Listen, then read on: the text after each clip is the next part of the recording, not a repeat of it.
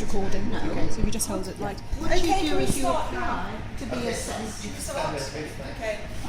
Right, today I'm going to discuss the bill of Baroness Deech called the Divorce Financial Provision Bill. Baroness Deech is a life peer. She has spent her entire life as a law lecturer. She has never worked in the private sector, and as far as I'm aware, she's never worked in the legal profession.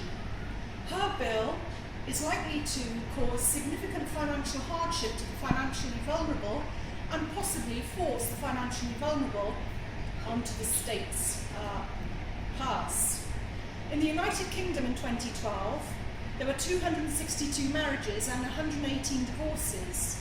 The UK is the highest divorce rate in the EU, and London is often known as the divorce capital of the world, thus bringing in very significant revenue to this country in legal fees.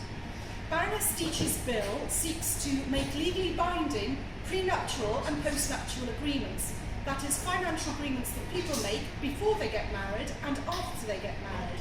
These agreements, she says, will become legally binding if they are made at least 21 days before the marriage, if there's been full and frank financial disclosure by both parties, if both parties have had legal advice, if the agreement does not seek to bind a third party who has no notification of the agreement, and if the agreement can be enforced within current contract law.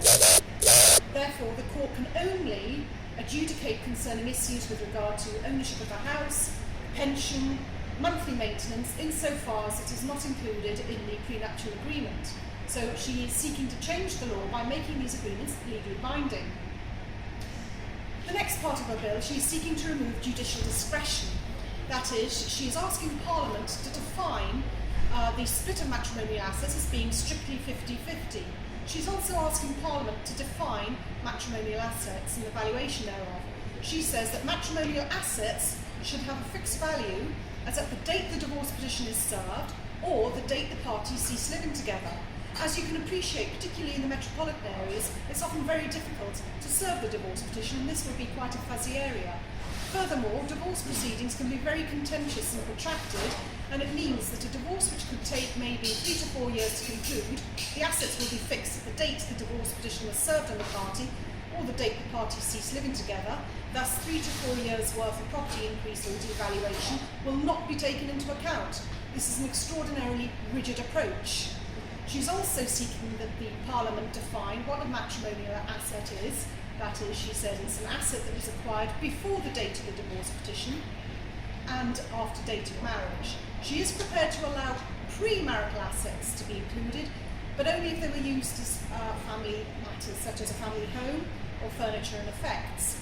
Thus, she is not considering need or assets that will be made available to parties. She's only considering a very strict and narrow definition of a matrimonial asset.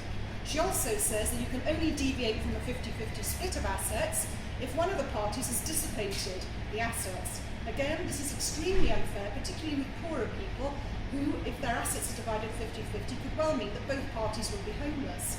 It's rather inequitable. Now, the most controversial part of her bill is that she is seeking to put a 3-year cap on maintenance. Thus, anyone, no matter how long the marriage, no matter how disabled they are, no matter how many children and how old those children are, the wife, well, I'm saying the wife, the financially disadvantaged party, can only expect to receive monthly maintenance for 3 years only.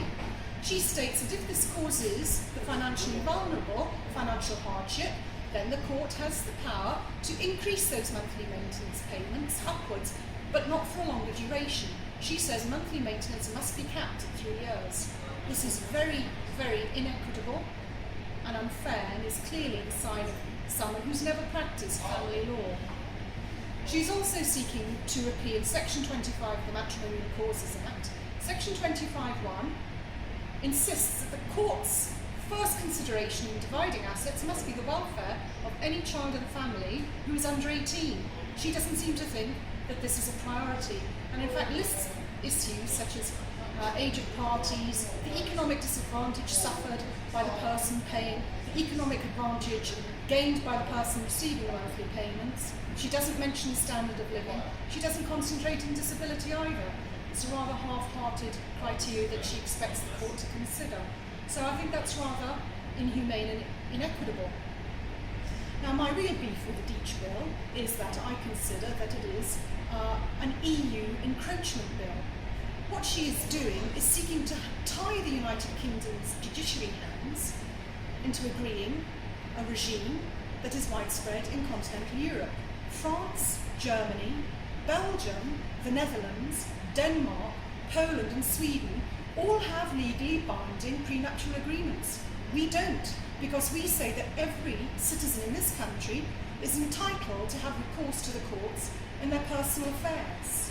She is seeking to remove that right from us and force us to be in line with continental Europe. Also, we are the only, well, probably I think we are the only regime, or one of the few regimes in the EU, that has long-term spousal maintenance for the financially dependent party. For instance, in France, spousal maintenance is expressed as a lump sum and is very rarely expressed as a monthly payment, and certainly not for any length of time. Thus, Baroness Deech is seeking to kettle the United Kingdom judiciary into accepting the EU philosophy with regard to family law. Why? If London is the capital of divorce, why should we accede to this why should we accede to this attempt to force us into the EU? This is not acceptable, it does not benefit the population, and it's simply inequitable. Her regime of cutting down maintenance to 3 years only will result in many women being homeless, who have children to look after, who are unable to maintain mortgage and household bills. It is inequitable. Furthermore, it's a situation whereby you could have billionaires married to women being able to shake off all responsibility for them after 3 years, and those women then become the nouveau poor and then have to be reliant on the state. This is a double whammy for the general public, because in April 2013, family law legal aid was stopped. You can only now get family law legal aid if you've been a domestic violence victim, and you can prove that over the last 2 years, or if there have been exceptional circumstances. In the past, the state basically gave you a loan, so that if you recovered a lump sum, you would pay back to the legal aid board all the legal costs that you had incurred. If you recovered a property, the legal aid board would register a charge, like a mortgage against title of your home, upon which 8% interest per annum would accrue. This is all gone, so people can no longer have professional assistance to fight their disputes. And what has this done? Has this achieved what the government wanted, that is, reduced expense to the court? No, it hasn't. Court proceedings are longer than ever now, and 42% of people in family disputes are litigants in person. So I say no to the Deech Bill. It's inherently unjust, it's inequitable, and furthermore, it's sneaking the EU legal system through the back door. Thank you. Yes. Well done. Yeah, well done.